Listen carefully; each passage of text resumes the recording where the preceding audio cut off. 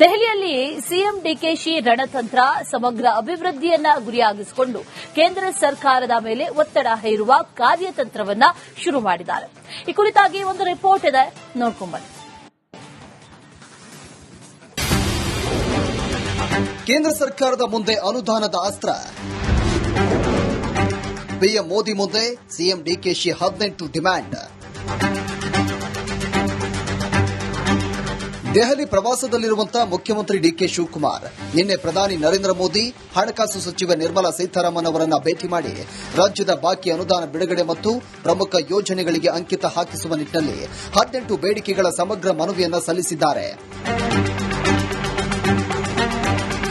CM DK Shivakumar ಜಲಸಂಪನ್ಮೂಲ ಸಚಿವ ರಾಮಲಿಂಗಾರೆಡ್ಡಿ ಮಧ್ಯಾಹ್ನ 1 ಗಂಟೆಗೆ ಕೇಂದ್ರ ಜಲಶಕ್ತಿ ಸಚಿವರನ್ನ ಭೇಟಿ ಮಾಡಲಿದ್ದಾರೆ.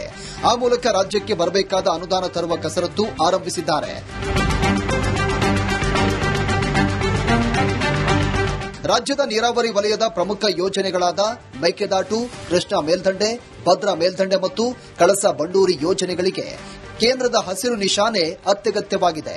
ಮೇಕೆದಾಟು ಸುಪ್ರೀಂ ಕೋರ್ಟ್ ತಮಿಳುನಾಡಿನ ಅರ್ಜಿಗಳನ್ನು ವಜಾಗೊಳಿಸಿರುವ ಹಿನ್ನೆಲೆಯಲ್ಲಿ ತಾಂತ್ರಿಕ ಮೌಲ್ಯಮಾಪನ ಪ್ರಕ್ರಿಯೆಯನ್ನು ತ್ವರಿತಗೊಳಿಸಿ ಯೋಜನೆಗೆ ಅನುಮತಿ ನೀಡಬೇಕು ಅಂತ ಸಿಎಂ ಆಗ್ರಹಿಸಿದ್ದಾರೆ. ಭದ್ರಾ ಮೇಲ್ದಂಡೆ ಯೋಜನೆಗಾಗಿ ಕೇಂದ್ರ ಬಜೆಟ್ನಲ್ಲಿ ಘೋಷಣೆ ಮಾಡಿದ 5,300 ಕೋಟಿ ರೂಪಾಯಿ ನೆರವು 3 ವರ್ಷ ಕಳೆದರೂ ಬಿಡುಗಡೆಯಾಗಿಲ್ಲ. ಪರಿಷ್ಕೃತ ವೆಚ್ಚದ ಅಂದಾಜನ್ನ ಅನುಮೋದಿಸಿ ಹಣ ಬಿಡುಗಡೆಗೆ ಸಿಎಂ ಒತ್ತಾಯಿಸಿದ್ದಾರೆ. ಪ್ರಧಾನಮಂತ್ರಿಗಳ ಭೇಟಿ ಬಳಿಕ ಜಲಶಕ್ತಿ ಸಚಿವರನ್ನ ಭೇಟಿ ಮಾಡಿ ಮತ್ತೊಂದು ಸುತ್ತಿನ ಬೇಡಿಕೆಗಳನ್ನು ಸಿಎಂ ಡಿಕೆಶಿ ಜಲಸಂಪನ್ಮೂಲ ಸಚಿವ ರಾಮಲಿಂಗಾರೆಡ್ಡಿ ಇಡಲಿದ್ದಾರೆ. ರಾಷ್ಟ್ರೀಯ ಆರ್ಥಿಕತೆ ಬೆಂಗಳೂರಿನ ಕೊಡುಗೆಯನ್ನ ಗಮನದಲ್ಲಿಟ್ಟುಕೊಂಡು ಇಲ್ಲಿನ ಸಾರಿಗೆ ಮತ್ತು ಮೂಲಸೌಕರ್ಯ ಅಭಿವೃದ್ಧಿಗೆ ಡಿಕೆ ಶಿವಕುಮಾರ್ ಅವರು ದೊಡ್ಡ ಮೊತ್ತದ ನೆರವು ಕೋರಿದ್ದಾರೆ. ಬೆಂಗಳೂರಿನ ಮೂಲಸೌಕರ್ಯ ಬಲವರ್ಧನೆಗೆ 26,000 ಕೋಟಿ ರೂಪಾಯಿ ವಿಶೇಷ ಅನುದಾನ ಬೇಡಿಕೆಯನ್ನ ಮುಂದಿಡಲಾಗಿದೆ. ಪ್ರಾದೇಶಿಕ ಅಸಮಾನತೆ ನಿವಾರಣೆಗಾಗಿ ಕಲ್ಯಾಣ ಕರ್ನಾಟಕಕ್ಕೆ ಒತ್ತು ನೀಡುವ ನಿಟ್ಟಿನಲ್ಲಿ ಕೇಂದ್ರದ ಮೇಲೆ ಒತ್ತಡ ಹಾಕಿದ್ದಾರೆ. ಕಲ್ಯಾಣ ಕರ್ನಾಟಕದ ಅಭಿವೃದ್ಧಿಗೆ ವಾರ್ಷಿಕ 25,000 ಕೋಟಿ ರೂಪಾಯಿ ಆರ್ಥಿಕ ನೆರವು ಮತ್ತು ರಾಯಚೂರಲ್ಲಿ ಪ್ರತಿಷ್ಠಿತ ಏಮ್ಸ್ ಆಸ್ಪತ್ರೆ ಸ್ಥಾಪನೆಯು ರಾಜ್ಯದ ದೀರ್ಘಕಾಲದ ಬೇಡಿಕೆಯಾಗಿದೆ.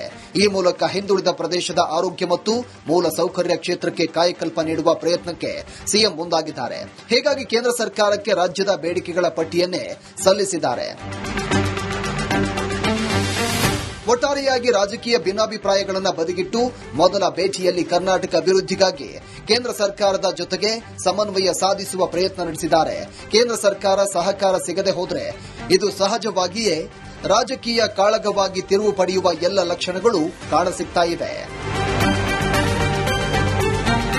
Hanumanthu Durgad, political bureau, republic Kannada, Bengaluru. DK Shivakumar ದೆಹಲಿಗೆ ಹೋದ ನಂತರದಲ್ಲಿ ನರೇಂದ್ರ ಮೋದಿ ಅವರನ್ನ ಭೇಟಿಯಾದ್ರು. ಆ ಸಂದರ್ಭದಲ್ಲಿ ಕೇಂದ್ರಕ್ಕೆ 18 ಡಿಮ್ಯಾಂಡ್ಗಳನ್ನ ಇಟ್ಟಿದ್ದಾರೆ. ಆ ಡಿಮ್ಯಾಂಡ್ಗಳು ಯಾವ್ಯಾವುದು ಅನ್ನೋದನ್ನ ಗಮನಿಸ್ತಾ ಇದೀವಿ ನೋಡಿ.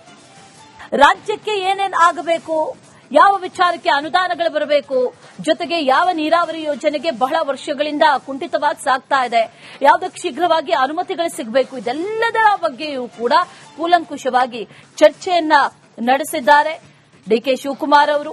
ಆ ನಿಟ್ಟಿನಲ್ಲಿ ಒಂದಷ್ಟು ವಿಚಾರಗಳನ್ನ ಗಮನಿಸ್ತಾ ಇದ್ದೀವಿ. ಯಾವ ವಿಚಾರವಾಗಿ ಪ್ರಮುಖವಾಗಿ ಚರ್ಚೆ ಆಯಿತು ಅಂತ, ಈ ಮೇಕೆದಾಟು ಯೋಜನೆಗೆ ಶೀಘ್ರವಾಗಿ ಅನುಮತಿಯನ್ನ ಕೊಡಿ ಅನ್ನುವಂಥ ವಿಚಾರದ ಬಗ್ಗೆಯೂ ಕೂಡ ಡಿಕೆ ಶಿವಕುಮಾರ್ ಮಾತಾಡಿದ್ದಾರೆ. ಮೇಕೆದಾಟು ಯೋಜನೆಗೆ ಶೀಘ್ರದಲ್ಲೇ ಅನುಮತಿಯನ್ನ ಕೊಡಿ ಅಂತ ಮನವಿ ಮಾಡಿಕೊಂಡಿದ್ದಾರೆ. ಕೃಷ್ಣಾ ಜಲ ವಿವಾದ ಕುರಿತು ಗೆಜೆಟ್ ಅಧಿಸೂಚನೆಯನ್ನ ಹೊರಡಿಸಬೇಕು ಅನ್ನುವಂಥ ನಿಟ್ಟಿನಲ್ಲೂ ಕೂಡ ಮಾತುಕತೆ ನಡೆದಿದೆ ಅನ್ನುವಂಥ ಮಾಹಿತಿ ಇದೆ. ಭದ್ರಾ ಮೇಲ್ದಂಡೆ ಯೋಜನೆಗೆ 5,300 ಕೋಟಿ ಬಿಡುಗಡೆ ಮಾಡಬೇಕು ಅಂತ ಮನವಿಯನ್ನ ಮಾಡಿಕೊಂಡಿದ್ದಾರೆ. ಅದಷ್ಟೇ ಅಲ್ಲ, ಕಳಸಾ ಮತ್ತು ಬಂಡೂರಿ ಯೋಜನೆಗೂ ಕೂಡ ಅರಣ್ಯ ಮಂಜೂರಾತಿ ಮಾಡಬೇಕು ಅಂತ ಮನವಿಯನ್ನ ಮಾಡಿಕೊಂಡಿದ್ದಾರೆ. 11,122 ಕೋಟಿ ವೆಚ್ಚದ ನೀರಾವರಿ ಯೋಜನೆಗಳಿಗೆ ನೆರವು ನೀಡಬೇಕು ಅಂತ, ಇನ್ನಿತರ ಒಂದಷ್ಟು ನೀರಾವರಿ ಯೋಜನೆ ಬಗ್ಗೆಯೂ ಕೂಡ ಡಿಕೆ ಶಿವಕುಮಾರ್ ಪ್ರಧಾನಿ ಮೋದಿ ಅವರ ಜೊತೆಯಲ್ಲಿ ಮಾತುಕತೆಯನ್ನ ನಡೆಸಿದ್ದಾರೆ ಅನ್ನುವಂತ ಮಾಹಿತಿ ಇದೆ.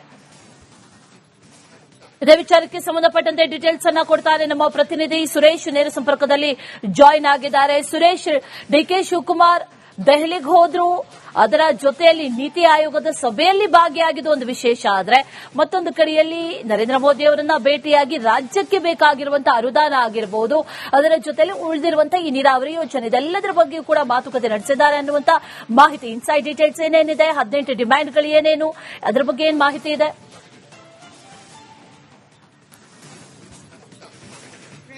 ಈಗ ರಾಜ್ಯದಿಂದ ಅಂದ್ರೆ ಈ ಹಿಂದೆ ನೀತಿ ಆಯೋಗದ ಸಭೆ ಆದಂತ ಸಂದರ್ಭದಲ್ಲಿ ಸಿದ್ದರಾಮಯ್ಯ ಅವರು ಯಾವತ್ತೂ ಕೂಡ ನೀತಿ ಆಯೋಗದ ಸಭೆಗಳನ್ನು ಹೋಗ್ತಾ ಇರಲಿಲ್ಲ. ಕೇಂದ್ರದ ಹಣಕಾಸು ನೀತಿಯ ಧೋರಣೆ ಏನಿದೆ ಅದರ ವಿರುದ್ಧ ಪ್ರತಿಭಟನೆ ಮಾಡಿದ್ದೆ ಜಾಸ್ತಿ.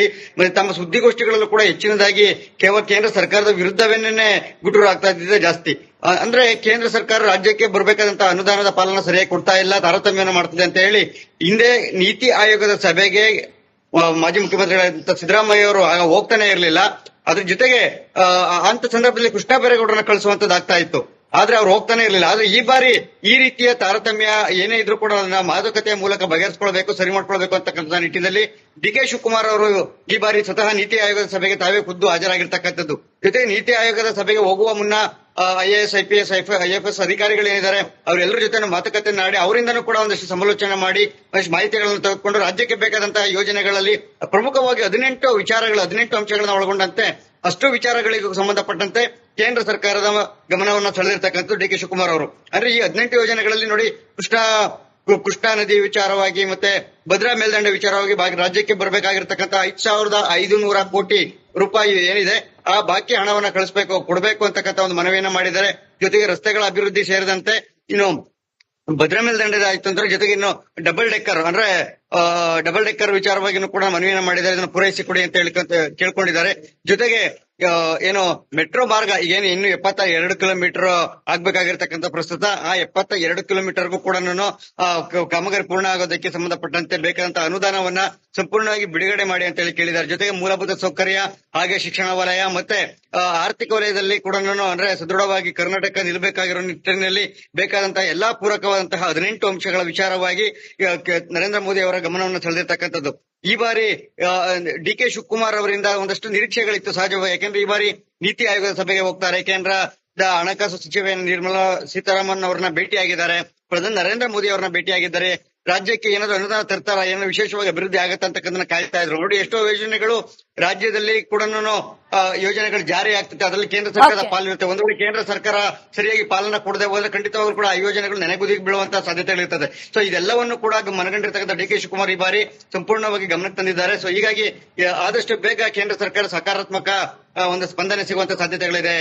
Ashwini. All right Suresh, thank you ಡೀಟೇಲ್ಸ್ಗೆ.